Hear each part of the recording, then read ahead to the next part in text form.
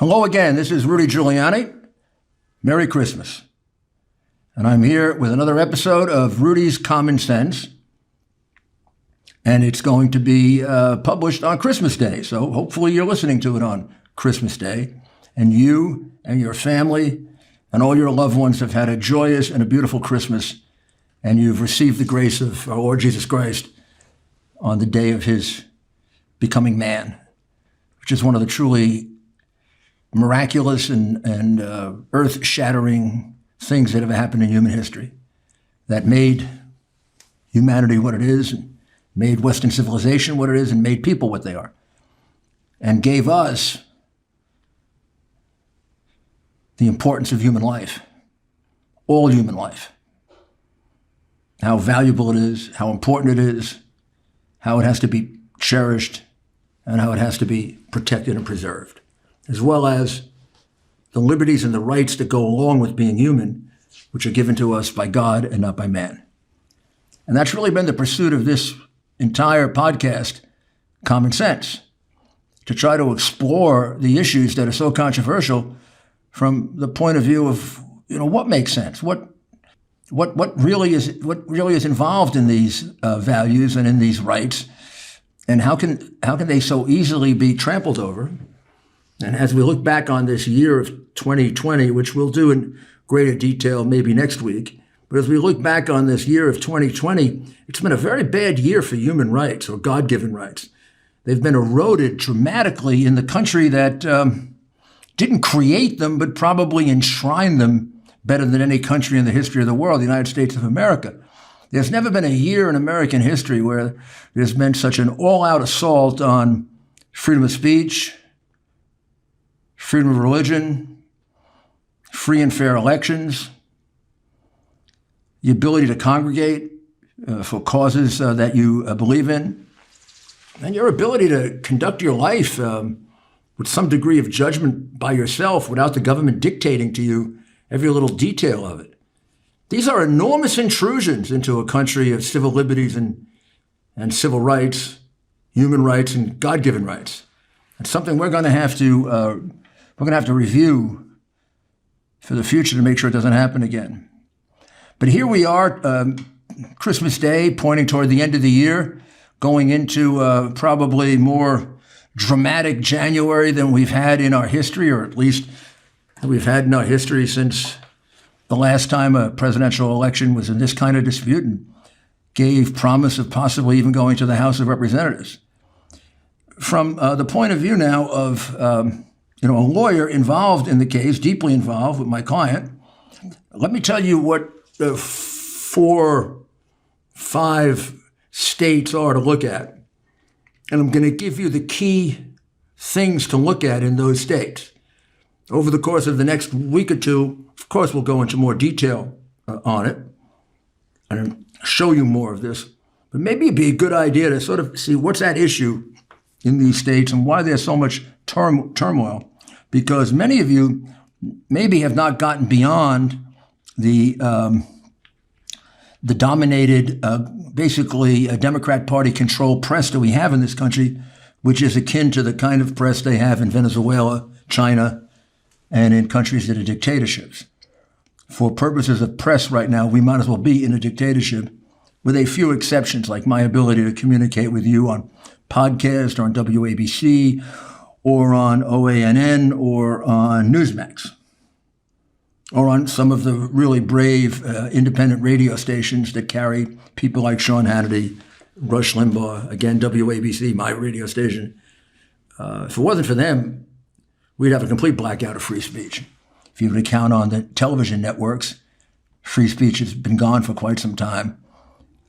Free speech actually eliminated completely since the Biden hard drive. So let's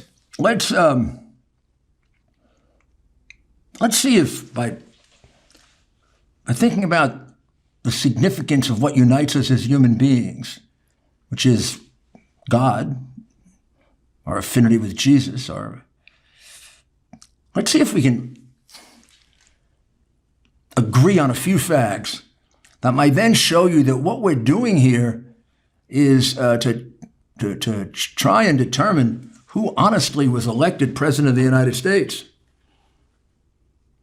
So let's start with the state of Pennsylvania, where we had, I would say, in terms of scope, the largest fraud. What exists to show that the vote in the state of Pennsylvania, as submitted to the President of the Senate, is a false, perjurious, lying statement?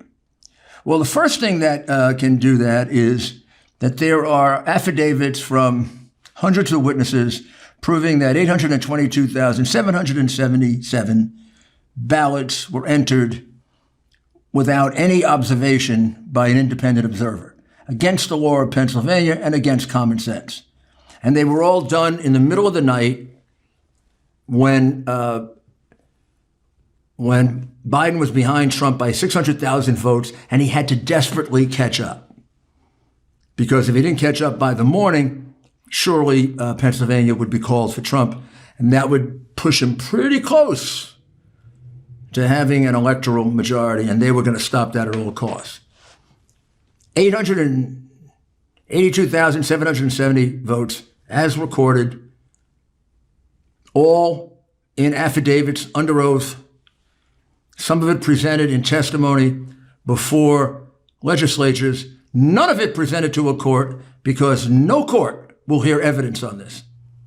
No court. Another terrible failure in our system. Some of the courage has come out of it. So that's one. Also, another statistical fact that just makes it crystal clear that Pennsylvania numbers are dramatically false, and that is that there were more mail-in ballots counted than there were mail-in ballots sent out. I want you to consider that, right? The way it works is you're supposed to get a mail-in ballot, absentee ballot, and you then fill out the application on the front. You put your name, your address, your precinct, you sign it. There's a inner envelope, they call it the security envelope, and then there's the ballot. You take out the ballot and you fill it out. When you fill it out, you fold it so it fits into the secure envelope. You seal it, and you put it in the bigger envelope, and you seal that, and you send it in. All those ballots were sent out by the state. People can't just create those ballots on their own, obviously. All those ballots are numbered, and when they are received back, they say, oh, we sent out 1.8 million. We've gotten back 1.4 million. 400,000 didn't come back. People decided not to vote by absentee ballot. They may very well have voted on election day. That really isn't a concern. However, when you look at the vote, you see that well over 2 million mail-in ballots were counted.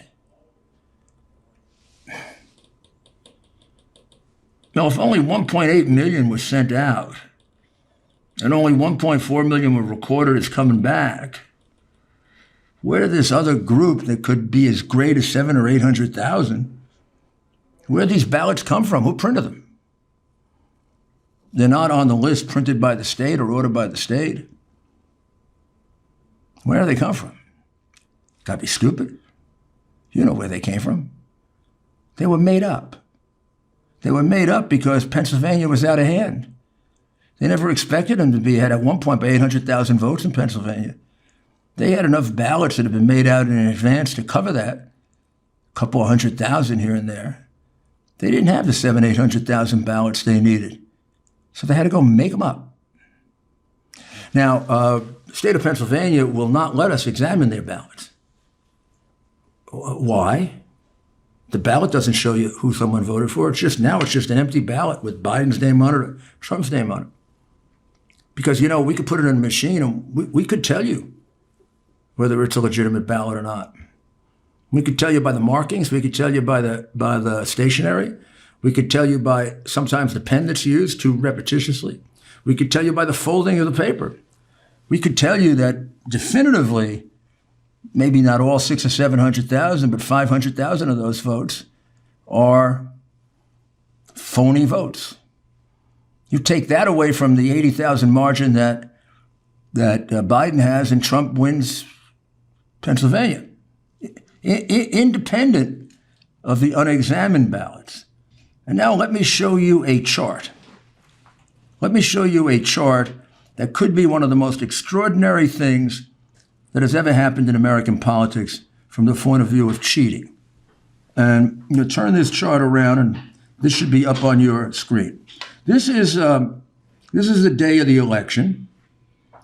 And this is the day after, the day after, the day after, and the day after.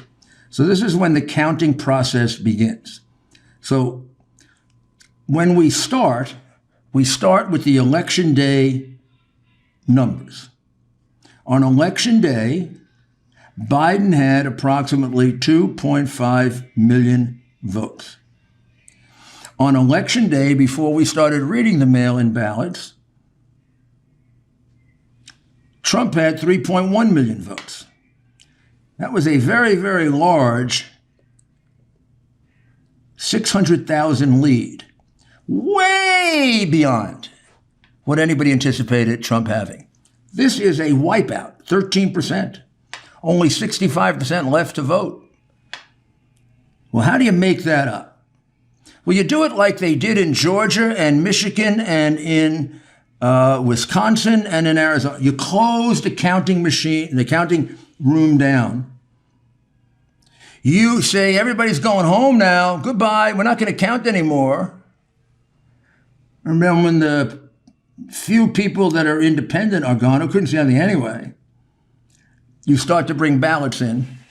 And look what happens between the election day and then just the next day before noon. The lead of Trump is shrunk to 160,000 votes. The 600,000 gets shrunk to 160,000. These are the Biden votes coming in. You could say effectively there was not a single Trump vote. But if you want to know the exact number, it's almost equally as stupid. It's the following. Biden received 578,014 votes. Trump received 3,290 votes. That's 0.2%. There's no place in the country that Trump received any number like that. If we look at Pennsylvania, his worst number is 20 times higher than that. 20 times higher than that. What I'm telling you is you couldn't have found a sample of votes that were that skewed. Couldn't have found it in Pennsylvania. Couldn't have found it in New York or California. You couldn't have found it anywhere. Because it's made up. It's phony. Oh, but the Democrats in Philadelphia wouldn't cheat? No. They've only just done it in the last 60 years in every election. They only just lead the country in the number of people convicted of voter fraud. You know the reality of all this? The real shocking thing in this election that meant so much is if Philadelphia didn't cheat. Then something strange would have happened. This isn't strange. This is how bad and how crooked the Democrat Party has become and how greedy it's become for power and money and how much of control it has on our media. That you never saw that chart before. You should have seen that chart 3 days after the election on NBC and CBS and ABC if they had an interest in telling you the truth. You tell me that chart doesn't prove that they stole Pennsylvania. Trump won Pennsylvania by 300,000 votes.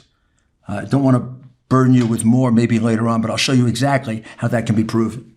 But in any event, the one thing for sure is the vote that's submitted by Pennsylvania is a fraud, it's a perjury, it's dishonest. Governor Wolf and all his crooked Democrats are participating in it and letting it stand. Now we go to Arizona. Arizona. How do we know that Arizona is wrong? I'm going to give you an easy one, okay? I'm going to give you an easy one that does rely on common sense. Mr. Payne's Common Sense, the guide for our show. You know Arizona. You know how close it is to the border. It's on the border. You know the 100 years of border crossing issues that it's had and the 50 years of illegal immigration, non-citizens. You can have different views on it, benign, very strong, somewhere in between, somewhere balanced. But you know that Arizona is filled with non-citizens. Some of them come seasonally and some stay for a lifetime. And many of them vote, and they voted forever. And nobody checks. So the governor of Arizona, who unfortunately calls himself a Republican, and his little entourage in there, have submitted an entirely laughable vote count in that it pretends that it doesn't contain the vote of a single non-immigrant. So Biden beats Trump by 10,000 votes, but has no votes from non-citizens. Not a single non-citizen voted in Arizona this time for the first time in 50 years. If one did, then that statement before Congress is perjurious, false. Well, of course it's untrue. And they know it's untrue. And they think they're too stupid to care. And they think that the big tech, big networks, big corporations, and the big money, like the money that comes from Dominion, they think it's going to make you all be somnolent and go to sleep and not pay attention to that singular common sense fact that proves that Arizona has a false submission to the United States government. I think these false submissions should be prosecuted. So we've done some surveys. Barest minimum that we get back in the survey, done by a fairly pro-immigrant group, is 36,000 non-immigrants or non-citizens voted. Largest is 237,000. You pick a number in between. It flips the state from Biden to the guy who actually won it, Trump. This is how they stole the elections, ladies and gentlemen. We're not making it up. These are cold, hard facts and just pure common sense. Now, if you don't want to do it that way, you can do it with the out-of-state voters that were allowed to vote, clearly voting out of state as well. They're more than enough to turn the tide of the election. Or you can base it on the uninspected ballots in Pima County, in Cochino County, and, of course, in Maricopa County, which get up into the hundreds of thousands. So there are three independent ways of demonstrating the number's wrong, therefore that must be decertified, and the number breaks out with a Trump win somewhere around 40 or 50,000. Wow, 2 states stolen. Now we go to Michigan. Michigan probably has the most dramatic situation of all, and that is the 4:30 in the morning dump of 100,000 ballots after everybody had been thrown out of the center for some time, and 3 people remained behind.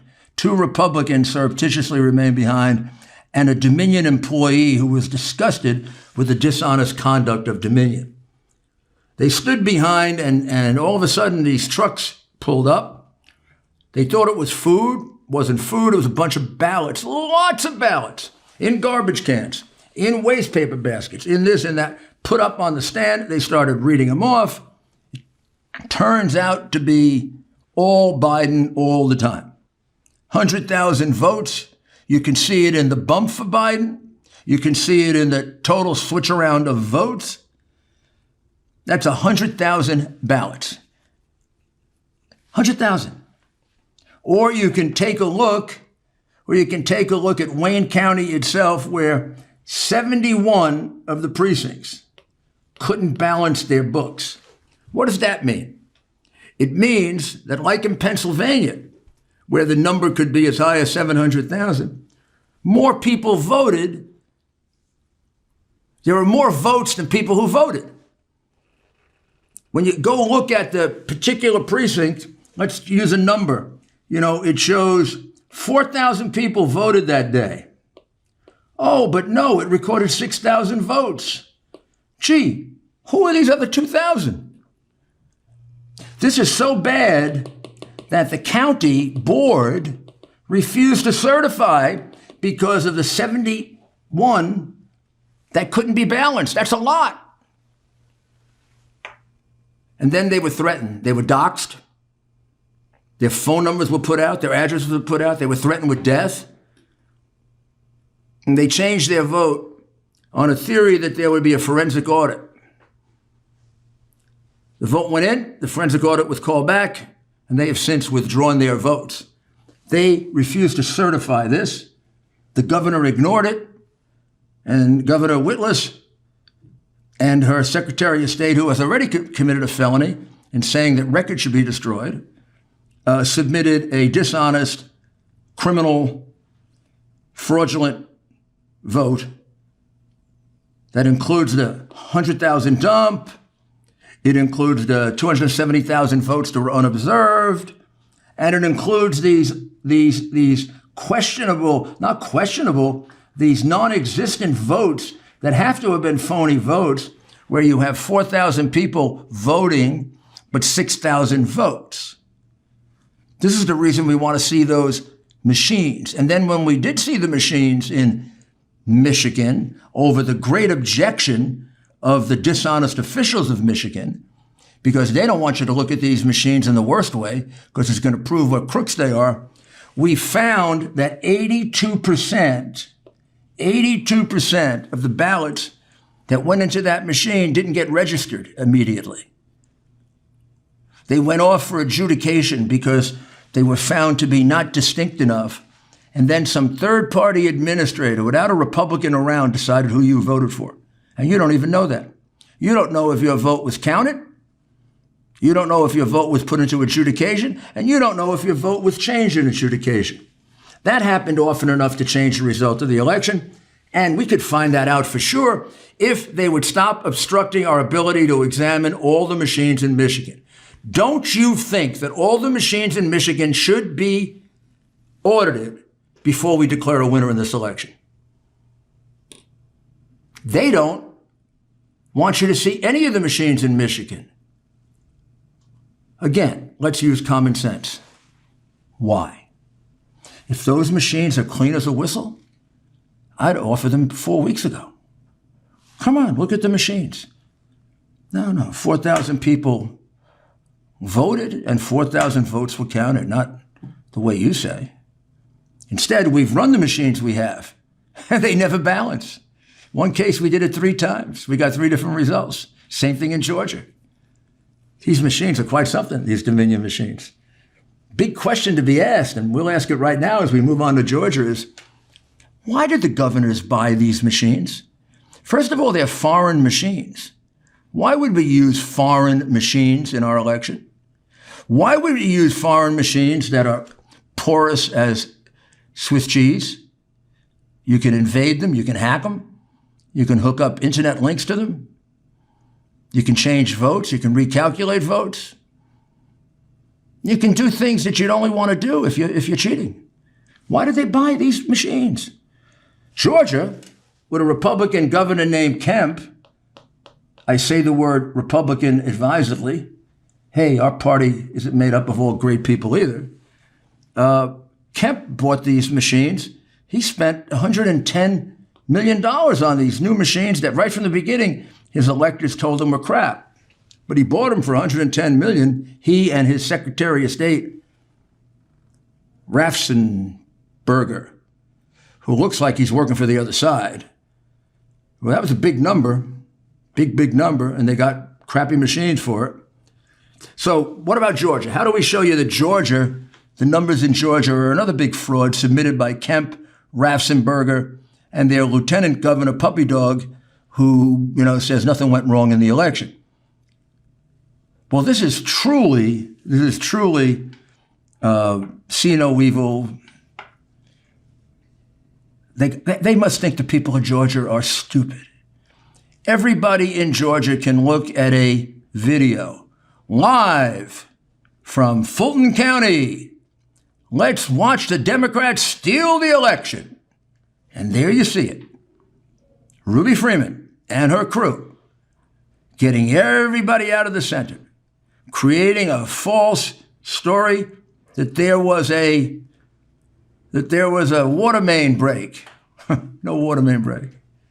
They get everybody out. They wait. They check, like they're going to do a heist. And all of a sudden, the crooks spring into action. They go under a desk, covered like a casket, and they start pulling ballots out. Tremendous numbers of ballots. And they bring them over to one counting stand, all the way over here, another counting stand, and they keep looking around to make sure there's nobody in the room. And then they start counting. Every once in a while, you look closely, you can see them doing this with one ballot. You know what that does? That takes Biden and multiplies it by 5. We got independent video of that in Coffee County, how you can do that. So then we take a look with our experts. What could they have gotten away with there? 120,000 votes, 130,000 votes, to something like about 2,000 for Trump. Biden won by 10,000 votes. Dishonest number, Governor Kemp. Submitting a false statement to the United States government is a violation of 18 United States Code Section 1001. They apply it to everyone else, not just Republicans who possibly commit crimes in favor of Democrats. And what kind of Republican are you anyway, Kemp? Letting our party get cheated? All throughout your state, Republican observers were pushed away, not allowed to observe the ballots, in some cases even physically. What kind of Republican are you? What kind of man are you letting that happen? What kind of governor are you? Buying a machine like Dominion, letting our votes be counted by a foreign machine just because they offer the state $110 million. Governor, exactly who are you? And what are you about? This election was stolen. You know it. You know it. Everyone in Georgia knows it. Democrats at least stick together. Now, it's true, they stick together committing crimes. We can't even stick together doing the right thing. That's a shame. You've really let down Georgia. You've embarrassed your state. You've put a cloud of dishonor on the state of Georgia. And the rest of Georgia should remove that. I don't have to go into the out-of-state voters, more than enough illegitimate out-of-state voters to change the result. The underage voters, the dead voters, the no verification of absentee ballots. That amounts to about 300,000 votes in Governor Kemp's crooked version of Georgia. And finally, Wisconsin. Wisconsin is a very interesting situation of its own. There's all the same kind of voter fraud in Wisconsin as in the other places. Republican being kept out to the tune of a couple 100,000 votes, out of state, all of that. Even some dead people. Probably less than most states, but some dead people. But Arizona has a different absentee law than anyone else. Arizona didn't buy into this mail-in ballot thing because it realized that mail-in ballots, it realized what was going to happen. It was going to be a tremendous amount of fraud. We have been warned of that for 50 years, that if we ever did it, the election would be overcome by fraud. Well, Jimmy Carter and James Baker turned out to be right, as did Justice Souter and many other scholars who warned us. It turned into a disaster and an election that has to be reversed. But Wisconsin wouldn't change. And Wisconsin said, we're sticking with our absentee ballot rule. We don't like absentee ballots. We don't trust absentee ballots. We think you should have enough interest to get up off your backside and go vote on Election Day. But if you want to do an absentee ballot, you're going to have to do it by the strict rules. And if you don't apply the strict rules, you don't get the presumption that we're going to go to extra lengths to honor the right to vote. We're going to throw your vote out because we have no way of verifying you.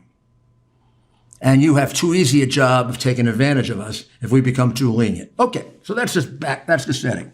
So Arizona says that if you cast an absentee ballot, a couple of things. It cannot be solicited.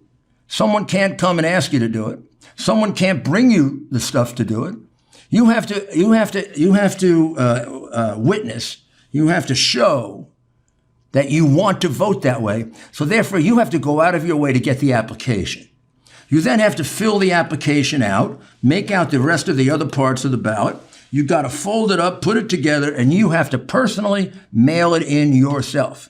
No one else can take it for you, either to the mailbox. Well, I'm not sure about the mailbox, but nobody can take it to the clerk's office. You have to do that. And then they had to enforce that rule. They say when they count the absentee ballot, any absentee ballot without an application is discarded as a vote. No, you don't have to worry about the remedy. That's the remedy. It's discarded as a vote. And a group that's allowed to do an absentee ballot, only exception are those people that are indefinitely confined. So indefinitely confined means basically being in a nursing home or being on life support at home. Traditionally, 20,000 people in Wisconsin. Otherwise, you had to vote like everybody else. All of a sudden, without any legislative authorization, without any change in the law, completely illegally, the Secretary of State announces, this is COVID, everybody's indefinitely confined. They go to the Supreme Court of Wisconsin, and the Supreme Court of Wisconsin says, absolutely not, you can't change the law. It's the same law. It's got to be applied the same way. Well, they basically say, the Democrats do, the hell with the courts. And here's what we have happen. We have votes being solicited at fairs. We have votes being solicited at parties. We have votes that come in that have no applications. We have votes that come in that are filled out improperly. And that amounts to about 226,000 votes that should be discounted in Dane County and in Milwaukee County alone. That would be Milwaukee and Madison, Wisconsin. Particularly people who claim to be indefinitely confined and for which we've now gone through the trouble of finding evidence that they were fully mobile, fully involved, working, playing, doing sports. In other words, true frauds. And that number, although not final yet because we haven't finished our investigation, that number will exceed the margin of error, or not the margin of error, the margin between Trump and Biden. So I know what you've been told about our fanciful, weird, strange theories of fraud, cleanest election ever. Let me just review quickly to tell you about the best ever. Pennsylvania, you remember the chart, the 600,000 votes that came in the middle of the night. You also remember, I hope, that there are 882,770 votes that were uninspected. And you also remember that there are some 400,000 to 700,000 more mail-in votes counted than ever printed. So count out Pennsylvania. Pennsylvania, certification wrong, that should be decertified, and it should be certified by the state legislature, as they have the power to do, in favor of Donald Trump. Arizona has more non-citizens voting than the margin of error between the two. The breakdown either by county or anywhere else is about 80-20, Biden-Trump. That takes you way beyond the margin necessary to reverse the state from Biden to Trump. Michigan, when you count the Antrim 82% adjudication rate, which means that the person doesn't get to make their own vote, some administrator does, probably a Democrat. And number two, that 71 of the precincts in Wayne County, the largest county, the vote didn't balance. In other words, there were more votes counted than people who voted. And when you consider that 300,000 to 400,000 votes were put into the mail-in vote machines without any observation by Republicans, although there were several observations from far away that these votes were entered 4, 5, and 6 times. When you consider the dump of 100,000 votes in the middle of the night, all for Biden, my goodness, the number that Trump won Michigan by looks pretty much like the number we all went to bed on election night. About 120,000. Just like Pennsylvania looks like something like 300,000 to 400,000 when you take out the illegal ballots. And when we get to Georgia, just look at the tape. That accounts for anywhere from 40 to 80,000 votes. The number then, when we look at it was like 138,000 for Biden and 2,000 for Trump. Take those out of their numbers. Trump won Georgia. Honestly, we want honest votes here. And finally, Wisconsin, the indefinitely confined were not indefinitely confined. That's a fraudulent vote. Wisconsin's tough on these things. Wisconsin has to change the certification, has to certify. That's what's going to go on now. Go on to state legislatures and go on in Congress. It's going to be pursued, and no matter what the crooked media tells you, it's a real case. So I hope this gives you an overview to get you prepared for next week. Hope you have a very nice Christmas weekend. This is a beautiful time to spend time with the family and to reflect on the true meaning of Christmas, which we know the true meaning of Christmas. It's not gifts. It's not Santa Claus. It's not whatever else is nice about it. Those things are all nice and those things are all wonderful. And gosh, I'm still enough of a child to still want my trains back. Christmas is about the greatest miracle that occurred in human history, and the one that makes us what we are, human beings. Makes us very special because we're made in the image and likeness of God, and God demonstrated that by having his only son become man.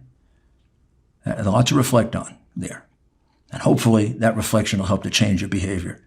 I hope it changes mine as well. Well, Merry Christmas. We'll be back in a few days. Thank you very much.